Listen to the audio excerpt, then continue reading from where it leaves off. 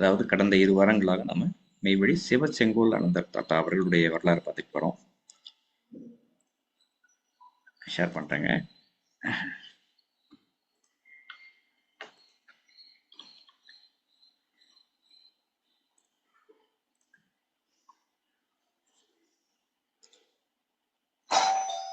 இளமைக்கால எண்ணங்கள், தேச நலனில் ஈடுபாடு, கடவுளை தேடி கஷேத்திர யாத்திரை, அவங்க கடவுளை கண்டேன் அப்படின்னு அவங்க ஸ்டார்ட் பண்ணி அவங்க சொன்ன அந்த பகுதி. இந்த மெய்வழி தாண்டவானந்தரை அவங்க சந்திக்கிறது பாம்பேல, வைகரை வரைக்கும் பேசிக்கிட்டே இருக்கிறது. அதுக்கப்புறம் தெய்வ தரிசனைக்காக அவங்க அங்கிருந்து கிளம்பி 23 வினாக்களை ஒரு தாளில் எழுதி சுருட்டி பேக்கெட்ல வச்சுக்கிட்டு இங்க நேரில் வராங்க.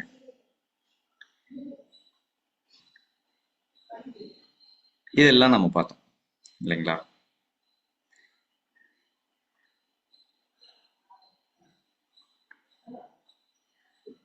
தொடர்ந்து இன்னைக்கு அடுத்த பகுதி காஷாய தீட்சை அவங்க வாங்கினது வரைக்கும் பார்த்தோம் இல்லவா?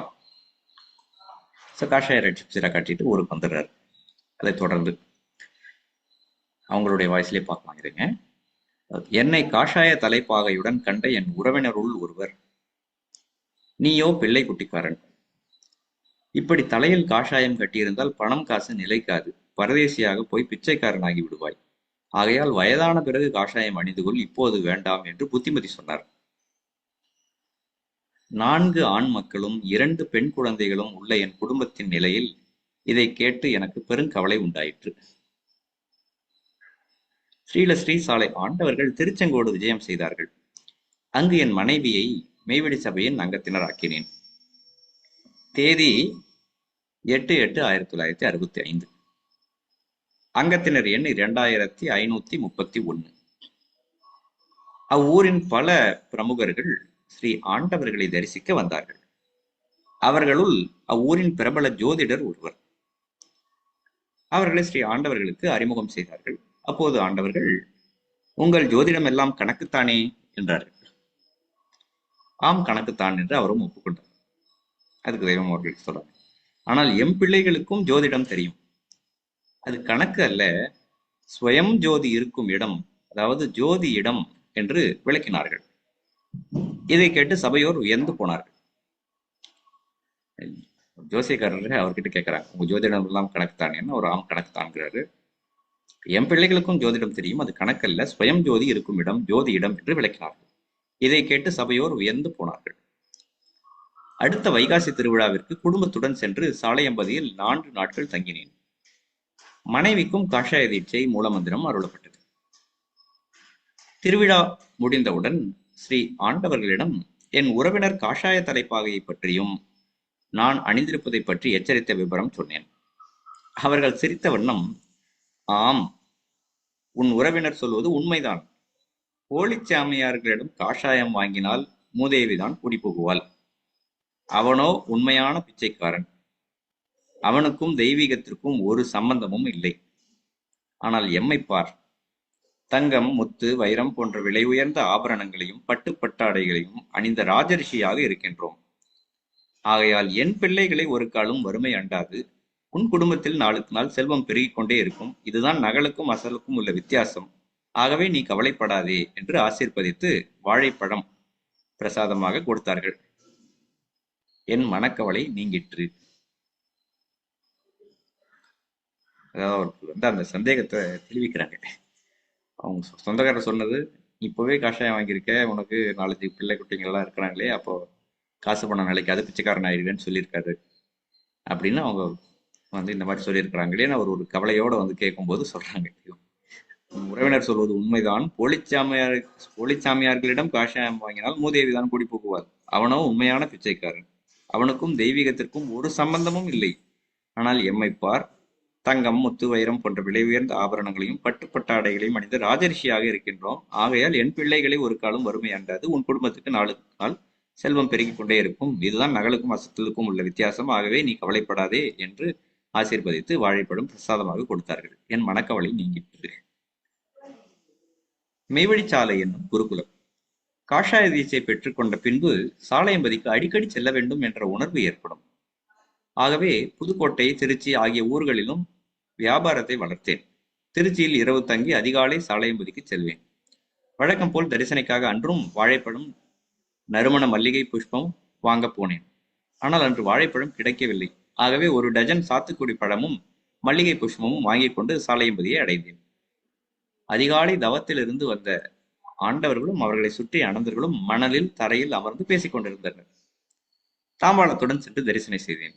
எனக்கு ஒரு பழம் பிரசாதமாக கொடுத்தார்கள். மற்ற பழங்களை சுற்றி இருந்தவர்களுக்கு ஒவ்வொன்றாக பந்து போல் எடுத்து போட்டார்கள். ஒவ்வொருவரும் பழத்தை பிடித்துக் கொண்டார்கள். மீதி ஒரு பழம் இருந்தது. அதை உனக்கு இரட்டை பிரசாதம், இந்தா பிடி என்று போட்டார்கள். நான் அதையும் பெற்றுக்கொண்டேன். பிறகு, என்ன கல்லூரியில் எல்லாம் படித்திருக்கிறாயம்மே என்று கேட்டார்கள். ஆம் என்றேன். அப்படியானால் கடவுள் எங்கும் இல்லை என்பதை ஆங்கிலத்தில் எழுது என்றார்கள். நான் காட் இஸ் நோவேர் என்று மணலில் எழுதினேன். ஆண்டவர்கள் தங்களிடமிருந்த இந்த வாங்கறிவால் கொண்டு இந்த டபிள்யூக்கும் ஹெச்சுக்கும் இடையில் ஒரு கோடு போட்டு இப்போது படி என்றார்கள். நான் காட் இஸ் நவ் ஹியர் என்று படித்தேன். இது எனக்கே ஆச்சரியமா இருந்தது. அப்போது ஒரு அனந்தர், பரமனே உருவெடுத்து பாரிடை குருவாய் வந்த துறவலர் கரசே காமில் தொன்மறை போடும் தேவே, அருணடை பாதம் நோவ அடிமைக்காய் இறங்கி வந்த மறைமணி ஞான வாழ்வே, மார்கநாதா போற்றி என்று பாடினார். என்ன பொருத்தம்! இதை தீர்க்க தரிசனமாக காகபசுன்ற பிரானவர்கள் ஆங்கில பாஷையை தோன்றுவதற்கு பல ஆயிரம் ஆண்டுகளுக்கு முன்னரே அருளி இருப்பதை பிற்காலங்களில் நான் படிக்கும் போது எனக்கு மயிர்கூச்செறிதல் ஏற்பட்டது. ஆண்டவர்கள் சந்நிதி முன் எனக்கும் அவர்களுக்கும் நடந்த சரிதத்தை படம் பிடித்து காட்டுவது போல் உள்ளது இப்பாசுரங்கள். அதாவது, யோகிப்பீர் என்றீரே இதற்கு சாட்சி, ஏதேனும் உள்ளதானால் சொல்லும் ஐயா. தேகி காட் இஸ் நோ வேறுமென்று தெரிவித்தால் நாஸ்திக துறையும் ஆகும். யோகியே நாமாக ஆஸ்திகத்தான், உண்மைதனை காட்டவோ எழுதிப்பாரு, பாகியே என்றாராம் மதியும் கொண்டு, பார்த்தாலே தெரியுமாம் உறுதியத்தில். உறுதியத்தில் 3 2 3மாக ஊனிடவே 4 என பிரித்துப்பாரு. அத 3 2 3 அந்த வார்த்தையை பிரிக்க சொல்றாங்க. காட் இஸ் நோ வேர்னு எழுதுனது குசுன்ற பெருமான் தீர்க்க தரிசனமா எழுதுறாரு. உறுதியத்தில் 3 2 3மாக ஊனிடவே 4 என பிரித்துப்பாரு, கருதியதை அநாகதமாய் நின்ற கூறில் காட்டுமே முத்தியதும் திடுக்கிடத்தான், சுருதி இதே சொல்லி வந்தேன் கடையாங்கூரில், சூட்சமத்தை காட்டுமென ஊன்றிப்பாரு, இறுதியதே இந்தவாறு போட்டிருக்க, எங்கு தேடில் கிடைப்பதையா சுத்த மோசம் என்று ஒரு பாடல். இந்த 2 பாடல்ல அவங்க தீர்க்க தரிசனமா இதை குறிப்பிட்டிருக்காங்க. பின்னர் ஆலயத்தில் நான் அமர்ந்திருந்த போது ஆண்டவர்கள் திருமாளிகையிலிருந்து வந்ததும் எல்லோரும் எழுந்து வணக்கம் செய்தோம். குருநாதர் அமர நாங்கள் அமர்ந்தோம். அவர்கள் எங்களை பார்த்து, அதுவும் இவரை பார்த்து, என்னை பார்த்து, குருகீதை படித்திருக்கிறாயா கேட்கிறேன். நான் பல வருஷங்களுக்கு முன் படித்திருக்கிறேன். தெய்வம் அவர்கள், இனிமேல் தான் அதை அவசியம் படித்து அதன்படி ஒழுக வேண்டும். மெய்வழிச்சாலை ஒரு குருகுலம். ஆகவே இந்த இடத்தில்தான் அதன் தேவை உண்மையாகவே வேண்டி இருக்கிறது. வேறு இடங்களில் அதற்கு அவசியமே இருக்காது. இது கேட்ட அன்றே குருகீதை நூல் வாங்கி படித்தேன். அதில் உள்ள நடைமுறைகள் அவ்வளவும் நம் மெய்வழிச்சாலையில் இருந்தது கண்டு ஆச்சரியமுற்றேன். அன்று இரவு சாலையிலேயே தங்கினேன். மாலை வணக்கம் இரவு 9 மணி வணக்கம் ஆன பின்பு 10 மணியில் இருந்து பாரா வணக்கம் ஆரம்பமாகிறது. 2 மணி நேரத்திற்கு ஒரு குழுவாக அதிகாலை 4:30 மணி வரை மாறி மாறி பாடிக்கொண்டும் தெய்வீக வசனங்களை உறக்கச் சொல்லிக் கொண்டும் இருந்தோம். தூக்கம் கெட்டதால் உடல் நலக்குறைவோ சோர்வோ இல்லை. மாறாக மிக உற்சாகமாக இருந்தது. அது முதல் திருச்சியில் இரவு தங்குவதை விட்டு இரவில் சாலையம்பதியில் தங்க ஆரம்பித்தேன். குருநாதர் தவத்தில் இருக்கும் அந்நேரம் நாமும் விழித்திருந்து தெய்வீக பாடல்களை பாடிக்கொண்டே இருப்பது நல்ல தவமாக அமைகிறது என்பதை உணர்ந்தேன். பிச்சை ஆண்டவர் திருவிழாவில் எனக்கு கிடைத்த பிச்சை. 1965ஆம் ஆண்டு புரட்டாசி மாதம் பிச்சை ஆண்டவர் திருவிழா நடைபெற்றது. அது சமயம் பிரம்மோபதேசம் நடைபெற இருந்தது. நானும் பிரம்மோபதேசம் வேண்டி சர்க்குருநாதரிடம் விண்ணப்பம் செய்தேன். குருபெருமான் அவர்கள் எதற்காக பிரம்மோபதேசம் என்று கேட்டார்கள். கடவுளை காண என்று சொன்னேன்.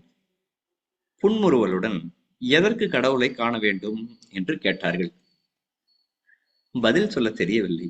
அப்போதுதான் எனக்கு நாம் ஏன் இத்தனை நாட்களாக கடவுளை காண வேண்டும் என்று தேடி அலைந்தோம் என்ற எண்ணமே உண்டாயிற்று.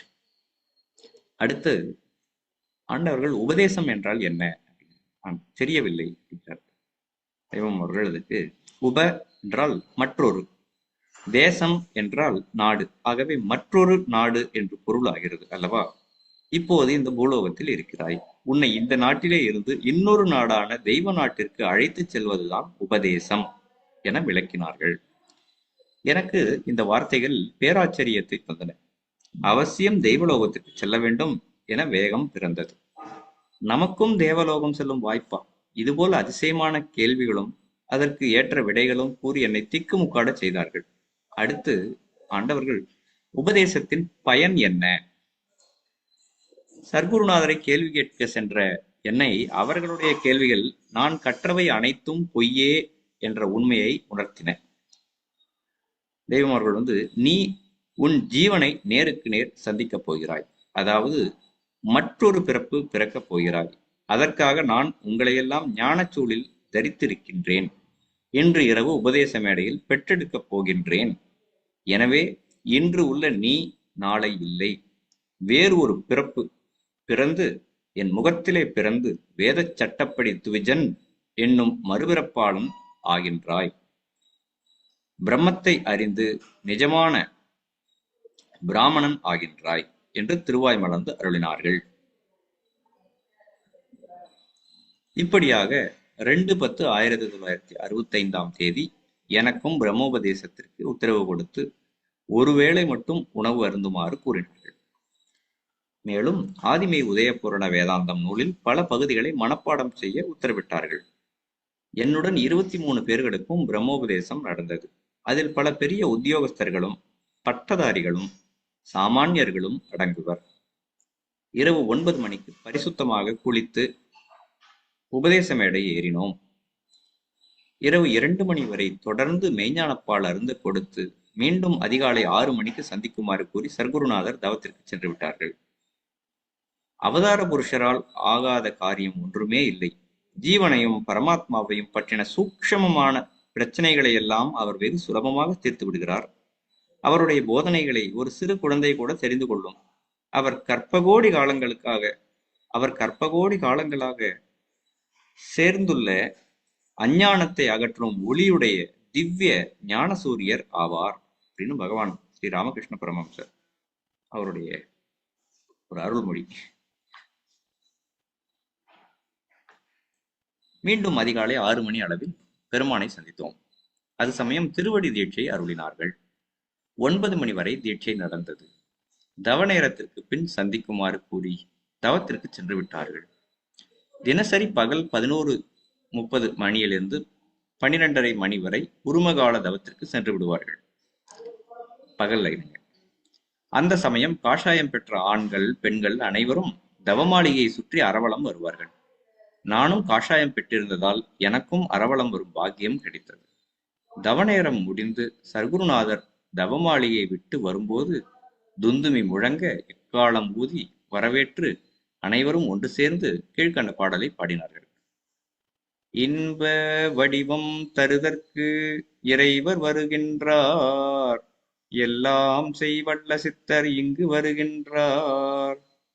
அன்பர் உளத்தே இனிக்கும் அமுதர் வருகின்றார், அம்பலத்தே நடம் புரியும் ஐயர் வருகின்றார். என்புரு பொன்னுருவாக்க எண்ணி வருகின்றார், என்று திரு நாத ஒளி இசைக்கின்றதம்மா. இது போன்ற இந்த பாடல், இது யாருன்னா வள்ளற்பெருமான் அவர்கள் அருளிய அனுபவ மாலை. துரிய பதம் கடந்த பெருஞ்சோதி வருகின்றார், சுகவடிவம் தர உயிர்க்கு துணைவர் வருகின்றார். பெரிய பிரமாதியர்க்கும் அரியர் வருகின்றார், பித்தரென மறைபுகழும் சித்தர் வருகின்றார். இரிவகள் சிற்சபை நடன்செய் இறைவர் வருகின்றார், என்று திரு நாத ஒலி இசைக்கின்றதம்மா என்று வள்ளற்பெருமான் அவர்கள் தீர்க்க தரிசனமாக இந்த பாடலை இறைவரே வர்றாங்க. இன்ப வடிவம் தருவதற்காக அவங்க, இன்ப வடிவம் நமக்கு தர்றதுக்கு அவங்க இறைவரே வர்றாங்க அப்படின்னு அவங்க எடுத்து பாடுறாங்க. இதை தெய்வம் அவர்கள் தவமாளிகையிலிருந்து அவங்க தவநேரம் முடிஞ்சு அவங்க எழுந்து வரும்போது துந்துமி முழங்க எக்காலம் ஊதி வரவேற்று இந்த பாடல் எல்லாரும் பாடுவாங்க. அந்த காலகட்டத்தை நினைச்சு பாருங்க அது எப்படி இருக்கும் என்று. வயலில் தனிமையாக உள்ள பர்ணசாலையில் இருந்து ஆண்டவர்கள் நிதானமாக நடந்து வந்தார்கள். அவர்களுடைய திருமேனி பிரம்ம தேஜஸுடன் ஜொலித்தது. சிவப்பழமாக காட்சியளித்தார்கள். அவர்களுடைய திருமேனியிலிருந்து சம்பங்கி மலர் வாடை வீசிற்று. நான் மெய் சிலிர்த்தேன். இத்தகைய தபோனிஷ்டரை எல்லாம் அறிந்தவன் போல் கேள்வி கேட்க வந்தேனே என கருதி என் உள்ளம் கூனி குறுகிற்று. உப்பு பொம்மை கடல் ஆழத்தை அறிய இறங்கி அதில் கரைந்தது போல் நான் பரிபூரண சரணாகதி அடைந்தேன். தவம் முடிந்ததும் திருவடி தீட்சை, அதாவது பாத தீட்சை பெற்ற நாங்கள் அனைவரும் சர்க்குருநாதரை சந்தித்தோம். அப்போது சபையில் ஆதிமை உதயபுராண வேதாந்தம் நூலில் உள்ள திருவடியின் பெருமை பற்றிய பகுதிகள் ஓதப்பட்டன. அதில் இந்த பாடல் இருக்கு நம்ம ஆதிமை உதயபுராண வேதாந்தத்துல. கொழுமுனையாம் கதிர்முனையில் ஆடும் பாதம், ஓடானு கோடிமறை புகழும் பாதம், தளிர் இலை பூங்காய்ப்பழமாய் சொரிந்த பாதம், சகல உயிர் ஜீவனிலும் ஆடும் பாதம். இது போன்ற அந்த பாடல். படுதணுகாத ஆலயத்தின் நடன பாதம், பக்தருள கோயில் உளம் பூத்த பாதம், நழுகு மனத்தவர்க்கதுவே நாச பாதம், நம்பினவர் குடிதிருவங்கேறும் வாழ்வியே, திருவளரும் திசையில்லா தலத்தின் பாதம், திக்கு மனு குலத்தவர் கண்காணா பாதம், அருள் வளரும் அம்பலத்தம் பரத்தின் பாதம், ஆட்சி புரிந்து எமையாண்ட அம்மை பாதம், கருவில் இளம் கருவில் என்னை வளர்த்த பாதம், காணிற்படு களையாற்றி வைத்த பாதம், பொருள் வளரும் அழியாத பாதம் தன்னுள் பெற்றவர்கள் குடிதடைக்க தன்பேர் வாழ்வே, தன்முடிமேல் அடி வைத்த ஞான பாதம், சரணகமல ஆலயத்தில் அறிந்த பாதம், கண்ணனிளம் கண்ணி திரு கமல பாதம், காமீள்கள் தேனாறு கலந்த பாதம், மண்ணில் வரும் பிறப்பறுத்து மாற்றி என்றன் மணக்கவலை தெளிக்க வந்த ஞான தேசி, சின்னஞ்சிறு கால்வழியின் பாத வாழ்வை சேருதற்கு குருவினிடம் இதனை கேளே. ஆதிமே உதயபுராண வேதாந்தம், குருமுராதி, பக்கம் 35, 33 35 வரைக்கும். தாங்கள் இயற்றிய நூலுக்கு தாங்களே விளக்கம் அளித்தார்கள். சொல்லும் செயலும், அதாவது தியரி அண்ட் பிராக்டிக்கல்னு சொல்லுவாங்களா என்பார்களே, அதுபோல அறியும் அரணும் அறிய ஒண்ணாத அத்திருப்பாதத்தை எங்களுக்கெல்லாம் கண்ணேராக தரிசிக்க செய்தார்கள். அதாவது அறியும் அரணும் காண ஒண்ணாத அத்திருப்பாதத்தை அடிமுடியும் காணா அரிய ஜோதி அப்படின்னு பாடல்லாம் நம்ம கேட்டிருக்கோம். இந்த அடிமுடி நடுவன் அவங்களுடைய முடியை பார்க்கறதுக்கு ஒருத்தர் கிளம்புறாங்களா, அடியை பார்க்கறதுக்கு வராக அவதாரமாக ஒருத்தர் பூமியை தொலைச்சிட்டு போனாங்க. ஆனாலும் காண முடியல அப்படின்னு திருவண்ணாமலையில நம்ம வருஷம் அந்த ஜோதி தரிசனை என்றெல்லாம் போய் நம்ம கிரிவலம் எல்லாம் சுத்துறோமே, அந்த அப்பேற்பட்ட அறியுமரணும் அறிய ஒண்ணாத அத்திருப்பாதத்தை எங்களுக்கெல்லாம் கண்ணீராக தரிசிக்க செய்தார்கள். அதன் பெருமையை விளக்கமாக கூறினார்கள். ஆகவே அன்று முதல் வாழ்க்கையில் எது நடந்தாலும் எல்லாம் அவர்கள் செயல் என இன்புற்றிருக்கலானேன். தொடர்ந்து மெய்வெளிச்சாலையில் ஒவ்வொரு திருவிழாவிற்கும் குடும்பத்துடன் கலந்து கொண்டு தேனார் அமுதத்தை உண்டு கழிக்கின்றேன். பிரம்மோபதேசத்தின் பெருமை. மெய்வெளிச்சாலையில் சர்க்குரு பெருமான் நமக்கு அருளிய பிரம்மோபதேசத்தின் பெருமையை உரைக்க சொற்கள் இல்லை. அது செயல். வேத சாட்சியாக தெய்வலோகத்திற்கு அழைத்துச் சென்று அந்நாட்டின் சிறப்புகளையெல்லாம் விளக்கமாக கூறி நம்மையெல்லாம் அந்த அரங்கத்தில் இருத்தினார்கள். அந்த அரங்கத்தில்னா அதாங்க அந்த அரங்கம். மீண்டும் பூலோகம் திரும்ப கொண்டு வந்தார்கள். அதாவது இது பிரகதாரண்ய உபனிஷத்துல இந்த ஸ்லோகம், இந்த வசனம் சொல்றாங்க. எந்த சூத்திரத்தினால் ஈகமும் பரமும் எல்லா உயிர்களும் ஒன்றாக பிணைக்கப்பட்டுள்ளன என்று உங்களுக்கு தெரியுமா? எந்த சூத்திரத்தினால் ஈகமும் பரமும் எல்லா உயிர்களும் ஒன்றாக பிணைக்கப்பட்டுள்ளன என்று உங்களுக்கு தெரியுமா? அந்த சூத்திரத்தையும் அந்தர்யாமியையும் எவன் அறிகிறானோ அவன்தான் பிரம்மத்தை அறிந்தவன், உலகங்களை அறிந்தவன், தேவர்களை அறிந்தவன், தன்னை, அதாவது ஆத்மாவை அறிந்தவன், எல்லாவற்றையும் அறிந்தவன். இது பிரகதாரண்ய உபனிஷத்து. அடுத்தது திருமந்திரத்தை சொல்றாங்க. உடம்பினை முன்னம் இழுக்கென்றிருந்தேன், உடம்பினுக்குள்ளே ஒரு பொருள் கண்டேன், உடம்புலே உத்தமன் கோயிற் கொண்டான் என்று உடம்பினை யான் இருந்து ஓம்புகின்றேனே. அதுக்கு அடுத்தது சாந்தோக்கிய உபனிஷத். இனி இந்த பிரம்மபுரத்தில், அதாவது சரீரத்தில் தாமரை போன்ற சின்னஞ்சிறு மாளிகை உண்டு. அதனுள் சிற்றம்பலம். அதில் உள்ளது எதுவோ அதை தேட வேண்டும். இவ்வாசகம் எவ்வளவு பெரிதோ அவ்வளவு பெரிது இருதயத்தில் உள்ள ஆகாசம். வானுலகும் பூவுலகும் இதனுள் அடங்கும். அக்னியும் வாயுவும் சூரியனும் சந்திரனும் மின்னலும் நட்சத்திரங்களும் இன்னும் இங்கு எதெது இவனுக்கு உண்டோ எதெது இல்லையோ அது எல்லாம் இதனுள் அடங்கும். இது சத்குரு அருளால் கிடைக்கும் என்று சாந்தோக்கிய உபனிஷத்து. அதுக்கு அடுத்தது மீண்டும் பிரகதாரண்ய கோபனிஷத். ஆத்மா ஆதியில் பிரம்மமாகவே இருந்தது. நான் பிரம்மமாக இருக்கின்றேன் என்று இது தன்னைத்தானே உணர்ந்து அதினின்று இது அனைத்துமாக ஆயிற்று. தேவர்களில் எவரெவர் இதை உணர்ந்தனரோ அவர்கள் அதுவே ஆயினர். அங்கனமே ரிஷிகளிலும் மனிதர்களிலும் இதை கண்டறிந்த ரிஷி வாமதேவர் நானே மனுவாயிருந்தேன், சூரியனாயிருந்தேன் என்று கூறினார். இப்போதும் எவன் ஒருவன் இவ்வாறே அகம் பிரம்மாஸ்மி, நான் பிரம்மமாயிருக்கின்றேன் என்று அறிகின்றானோ அவன் இது அனைத்தும் ஆகின்றான்.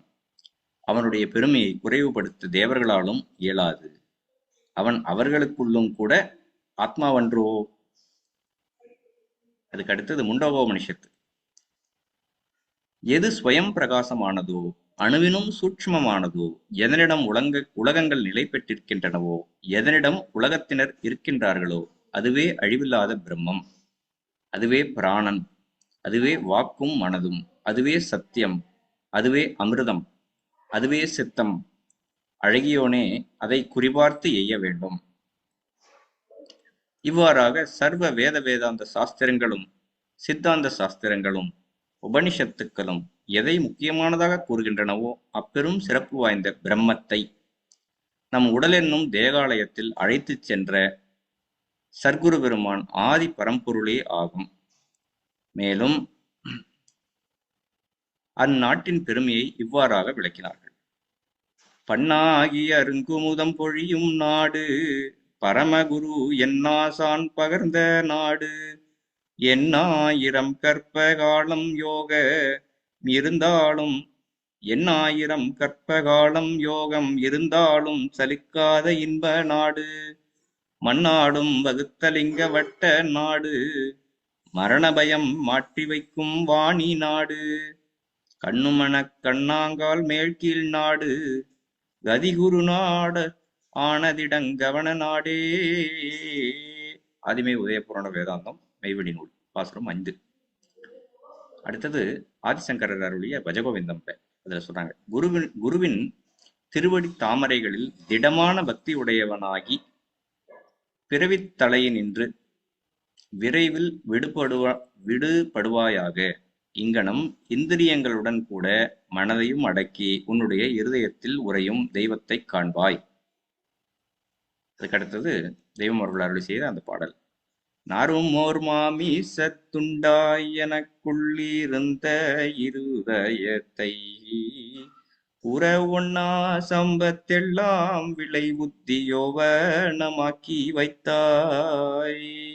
பாரிலுள்ளோர் கூறும் இதயத்தை என் குரு பார் என்று சொன்னவுடன் பார்க்க ஆயிரத்தேட்டண்டமெல்லாம் பகல் போல் இளங்க கண்டேன். கண்டிடங்காட்சியை வெண்டூரைக்காகுமோ காசி நீ மாந்தரிடம் கண்ட காட்சி சோத என்னால் இங்காகும் நீ கேட்க முடியாதென்றேன். ஸ்ரீலஸ்ரீ சாலை ஆண்டவர்கள் அருளிய இந்த பாசுரம். இதோட இன்னைக்கு நம்ம தெய்வத்தோத்திரம் செய்து வணக்கம் செஞ்சு நிறைவு பண்ணுவோங்க. மீண்டும் தொடருவோம்.